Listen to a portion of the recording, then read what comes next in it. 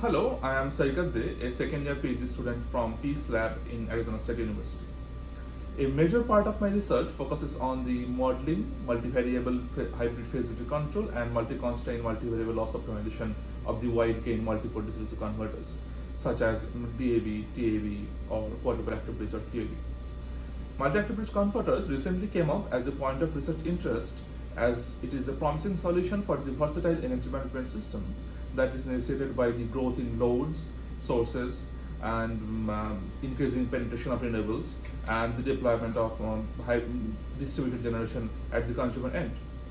Today, I'll talk about my ongoing research on a generalized approach towards modeling and loss optimization of a scalable multi-active bridge converter. This work is done in a collaboration with Coolcat Electronics, and the research is funded by National Aeronautics and Space Administration, NASA.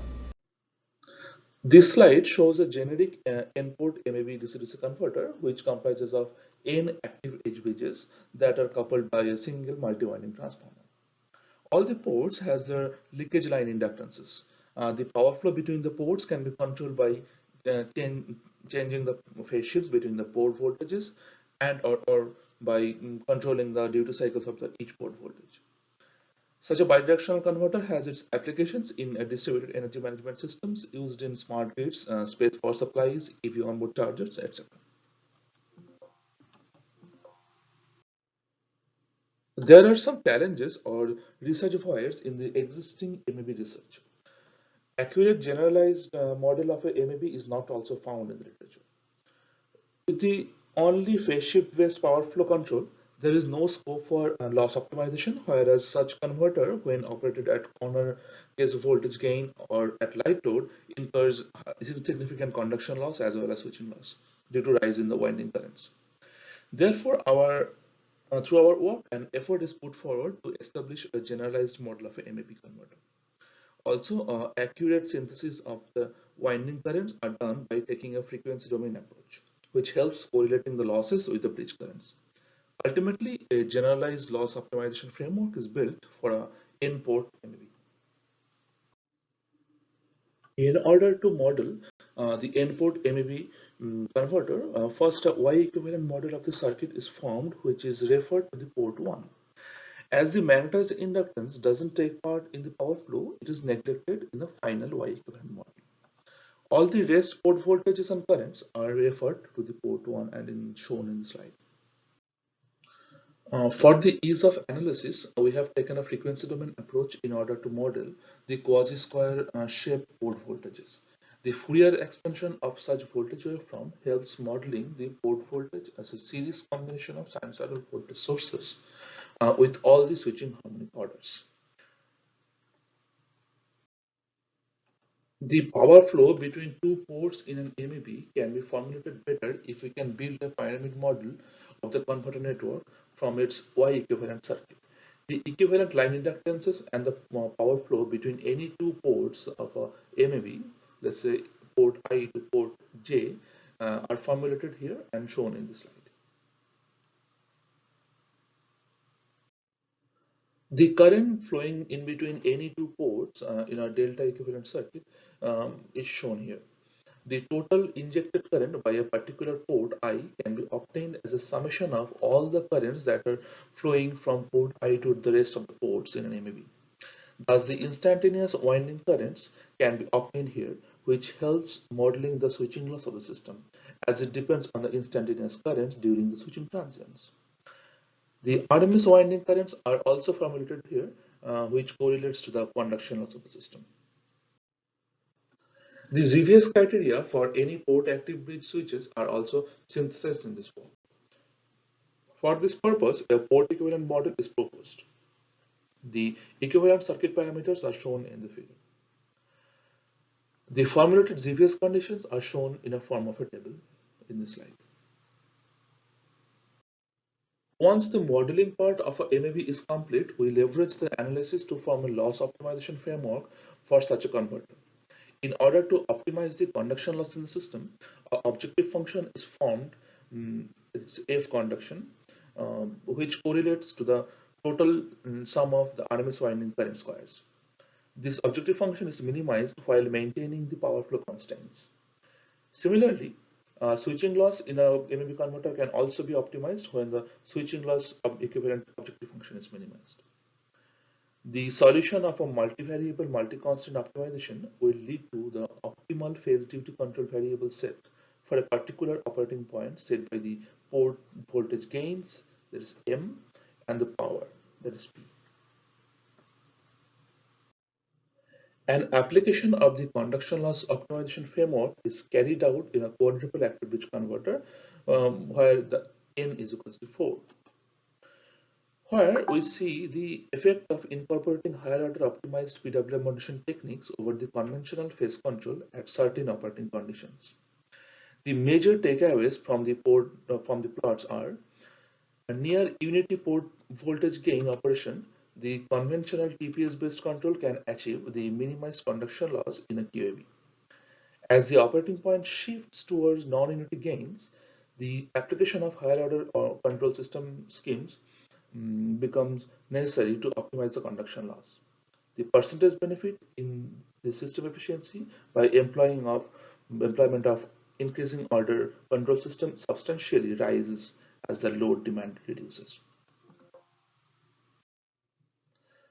The existing hardware setup of a quadruple active bridge converter is shown in the slide, where you can see there are 4 active bridges, one multi-winding, a 4-winding transformer, and there are a few leakage inductances. Those are kept extra in order to facilitate the power flow. We have obtained one efficiency versus load plot, which showcases that with the TPS modulation or the only phase shift based modulation scheme in a QAB, we obtain a very less efficiency throughout the load range, whereas if we apply the optimal pentaphase shift control incorporating duty cycles in the port voltages, we are seeing our efficiency gain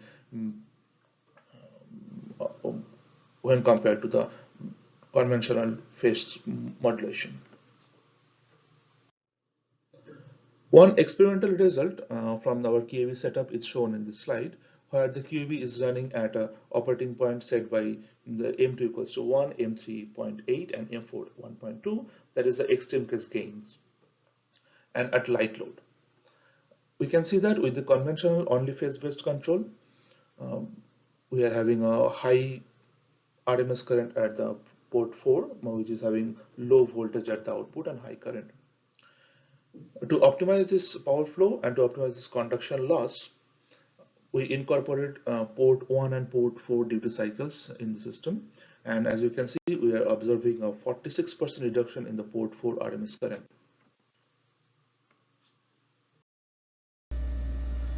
This is the experimental setup of our multi-active bridge converter.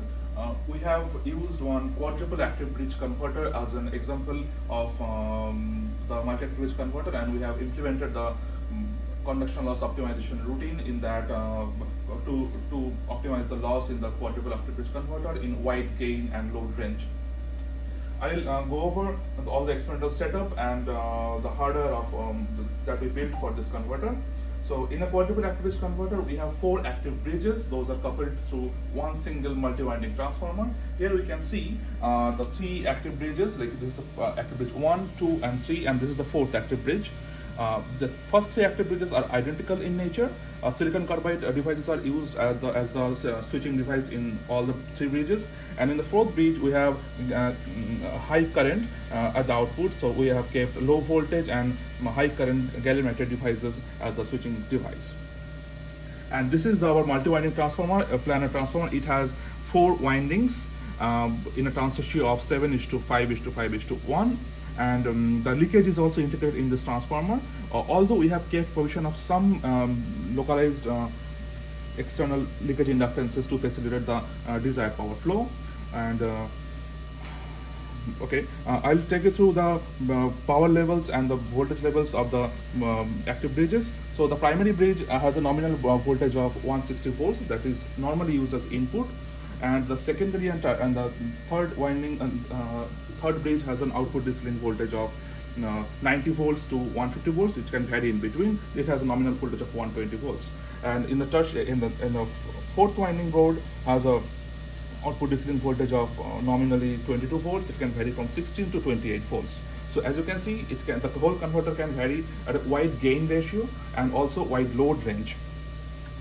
And now we'll start the experiment. We'll see that how the optimized phase duty control is affecting the total RMS current.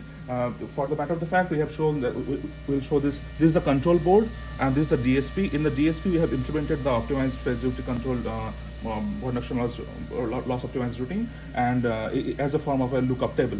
And from this DSP, we are supplying the control signals to all the different ports. So now in this experiment, we will use the primary bridge or the port 1 as input port, and all the other 3 ports are the output ports. Although in different experiments, we can also we can also manage the different active bridges to act as differently. Like it can act as a source also, it can act as a sink as well. So now the input voltage of the primary bridge will be 160 volts, and the second winding output bridge will be having a gain of 1, normalized gain of 1. The third winding output bridge will be having a normalized gain of 1.2, and the tertiary will be having 1.8. So this is a corner case condition where the RMS current at the tertiary bridge will be much higher. Tertiary and the fourth winding bridge will be much higher. We'll see how the optimized RMS current routine can minimize the conduction loss and minimize the RMS current as whole. So I'll turn on the supply. Okay. Now this is, here we are seeing the output bridge voltages of port 1 and port 2, and these are the output port currents of port 1 and port 2. And in this oscilloscope, we have the channel 1 showing the port 3 output voltage, bridge voltage, and channel 2 and channel 3 showing the port 4 output voltage and the current. As you can see in this experiment, we have implemented a duty control in port 2 and port 3, whereas port 1 and port 4 are having only phase control. So this is optimized phase duty variables those we have implemented in an open loop fashion, and you can see the output of fourth winding is having a 8.1 amps RMS current, whereas if we had implemented only phase control modulation, I would have seen much higher RMS current at the fourth winding output. The major conclusions from the work is presented in this slide. A theoretical modeling of the AMV converter is performed utilizing the frequency domain and generalized harmonic approximation based approach.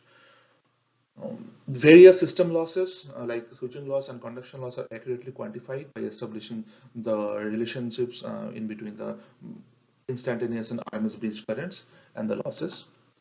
The ZVS criteria of any active bridge switches in MAB is also formulated utilizing a generally equivalence model.